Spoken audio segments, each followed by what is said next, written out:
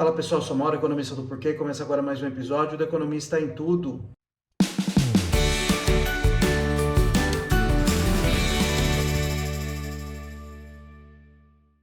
Para você que está chegando por aqui, eu convido a se inscrever no nosso canal e a ligar o sino para receber as notificações. Toda semana 3 vídeos novos. Também dá uma olhada no nosso site www.porquê.com.br, tem bastante conteúdo escrito lá.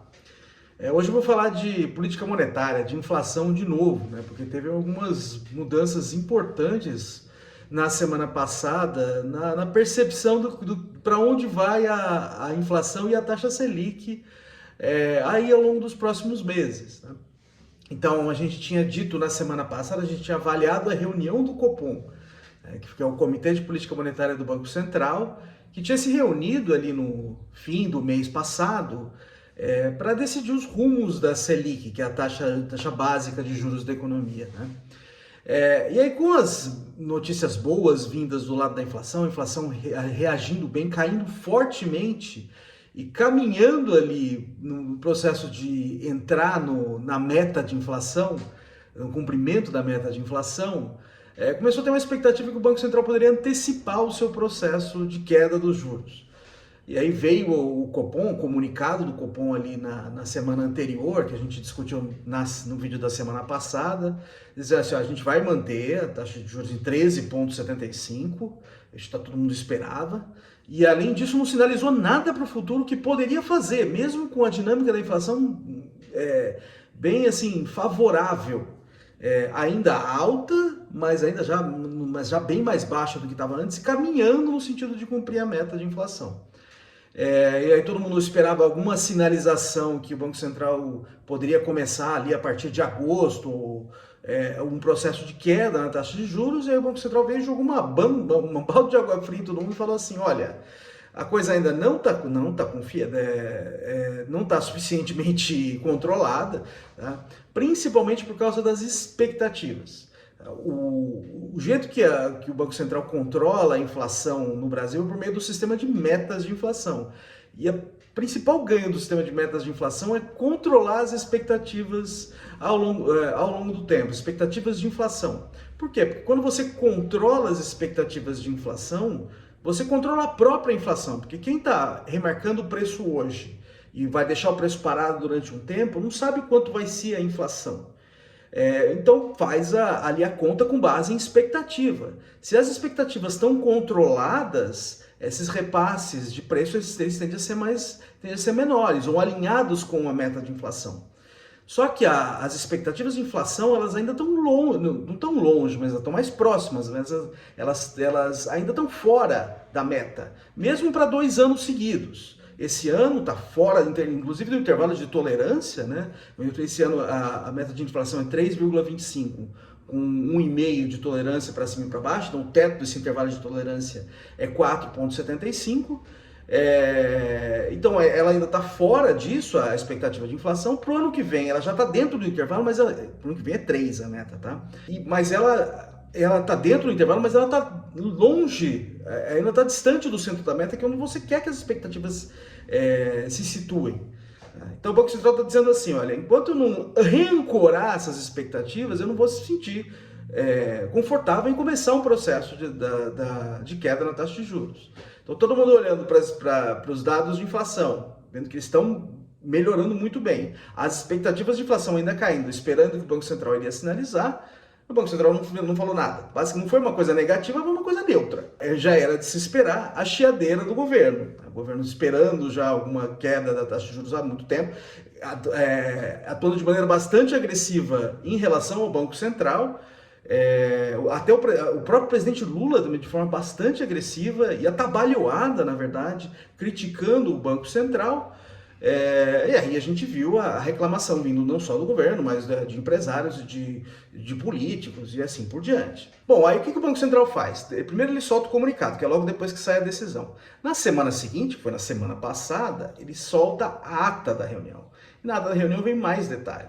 Então eu digo aqui, se sai uma coisa diferente na ata, a gente volta a comentar aqui. E aí saiu na ata que, assim, foi uma coisa mais leve, na verdade, né? Ele falou assim, olha, pode ser que a gente comece um processo de queda na taxa de juros na próxima reunião, que é em agosto. Então deixou sim a porta aberta. Tá? Então aquela coisa mais neutra agora é uma coisa não menos neutra, né? Não está dizendo que vai fazer, mas pode ser. Vamos avaliar os dados da inflação, se eles continuarem benignos, a gente pode sim iniciar uma queda na taxa de juros. Então agora tem um cenário ali de uma queda, vamos dizer, pequena na taxa de juros ali em agosto. Então aquele cenário que era um cenário de, olha, vamos manter a taxa de juros com certeza, já não é tão certo.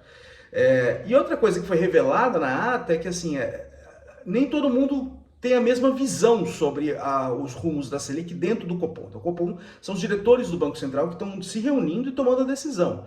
Então, alguns acham que tem que manter ela em agosto mesmo, a Selic, manter de forma mais firme, para empurrar de vez essas expectativas para baixo, para reancorar as expectativas. E alguns membros acham que não, que já dá para começar um processo de flexibilização, já começar a queda na taxa de juros. Então, eu diria agora que tem uma probabilidade razoável de começar a queda na taxa de juros na próxima reunião. Lógico, a briga ali com o governo não vai parar, né? Porque mesmo que o Banco Central caia, vai começar a ter uma discussão da velocidade. O governo, óbvio, vai querer que seja mais rápido. Por quê? Porque o governo quer que reaqueça a economia, né? Porque a taxa de juros alta, ela segura a economia, ela tira o ritmo da economia, esfria. E é justamente esse o papel ali da taxa de juros alta, é diminuir o ritmo da economia, de crescimento da economia, para que os repasses de preços também sejam mais fracos e você consiga abaixar a inflação. Então o governo obviamente não gosta disso. E outra coisa que o governo também não gosta é que, com uma taxa de juros mais alta, o governo tem que pagar juros mais altos na sua dívida também, né? Porque a Selic ela acaba indexando boa parte da dívida pública do Brasil. Então também é um custo para o governo. Então essa tensão ela fica no ar, óbvio. Tá? Outra coisa importante sobre política monetária na semana passada, que foi a reunião do Conselho Monetário Nacional. Então toda essa briga que o governo está gerando contra o Banco Central, em cima da Selic, o próprio presidente Lula super vocal nesse sentido, e o presidente Lula acabou ameaçando ali, falando assim, vamos rever a meta de inflação, vamos pegar essa meta de inflação, vamos subir a meta de inflação. Então, uma coisa importante é que essa meta de inflação é definida pelo Conselho Monetário Nacional. E quem são os membros do Conselho Monetário Nacional? É o presidente do Banco Central, o ministro da Fazenda e a ministra do Planejamento.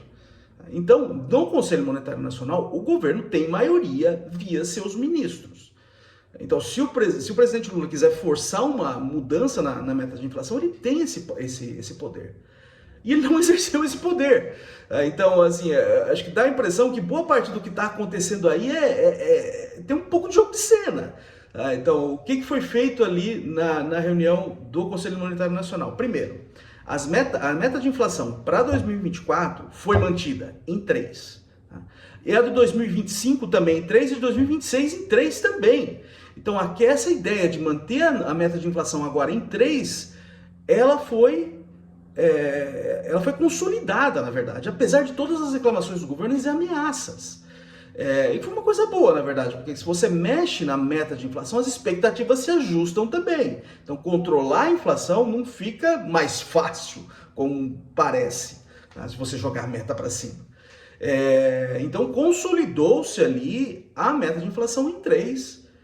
Outra coisa importante que apareceu na discussão, que assim, ainda não tem detalhes do que vai acontecer, é que a meta de inflação vai deixar de ser no ano calendário, durante o ano. Então hoje, por exemplo, em 2023, a meta de inflação é 3,25%, o centro da meta, com 1,5% de tolerância para cima e para baixo. E ela deve ser observada no fim do ano de 2023, ao longo do ano de 2023. Então é o ano calendário que você tem que checar a meta de inflação. O que o ministro da Fazenda disse, ainda sem muitos detalhes, é que agora vai ser contínua a meta de inflação. Tá? A gente não sabe direito como ainda. Eu acho que é uma coisa que faz um certo sentido e é algo que o Banco Central já vem utilizando de maneira informal. Então, um exemplo disso foi a mudança no imposto sobre combustíveis durante o governo Bolsonaro, que é um corte de imposto, e esse teve uma reoneração recente. Então, isso aí mexeu com a dinâmica da inflação, jogou a inflação para baixo em 2022 e para cima em 2023. Então aqui o Banco Central começou a falar assim, olha, vamos começar a olhar agora em janela de 12 meses, Para quê? Para que esses efeitos dos impostos eles se compensem ou eles se anulem ao longo do tempo. Então, acho que uma coisa que já vem sendo utilizada é uma coisa que faz sentido, porque o ano calendário, no fato, é uma coisa artificial. A inflação e a mudança, o impacto dela sobre o custo de vida é contínua no bolso das pessoas. Tá? Então, acho que faz sentido olhar de maneira contínua e permite que você também, esses choques ao longo do tempo, eles se compensem. Só uma coisa que eu acho que a gente tem que esperar um pouco de detalhes ainda, né? Então, a gente não sabe ainda se vai ser 12 meses ou 24 meses essa janela. Tá? Então, vamos ver o que o governo fala. Acho que uma vantagem do ano calendário é que o ano calendário te dá uma oportunidade da gente olhar e fazer um balanço sobre o que aconteceu na inflação. E dá a oportunidade do Banco Central falar, você não cumpriu, ele vai lá e se explica para o Congresso, manda uma carta aberta para o Congresso falando por que não cumpriu, os motivos por causa disso, e aconteceu recentemente isso. Então tá aquela oportunidade de a gente parar e fazer o balanço da política monetária. Agora, com o negócio rolando de maneira contínua, não está muito claro como isso vai ser feito. Tá? Mas vamos esperar para quando vir mais detalhes. Eu acho que a notícia boa, eu diria a notícia ótima, é que assim, apesar de toda a espuma sendo gerada por aí, pelo governo, esse embate com o Banco Central, as coisas estão caminhando para consolidar a meta de inflação nesse nível mais baixo, de garantir a estabilidade de preços no longo prazo. É isso aí, pessoal. Muito obrigado por ter assistido o vídeo. A gente volta a conversar mais na semana que vem. Dê uma olhada no nosso canal, tem bastante conteúdo lá. O endereço é www.porquê.com.br. Também está nas redes sociais, está aqui no YouTube, no Facebook, no Instagram e no Twitter. E é isso aí, até semana que vem. Um abraço.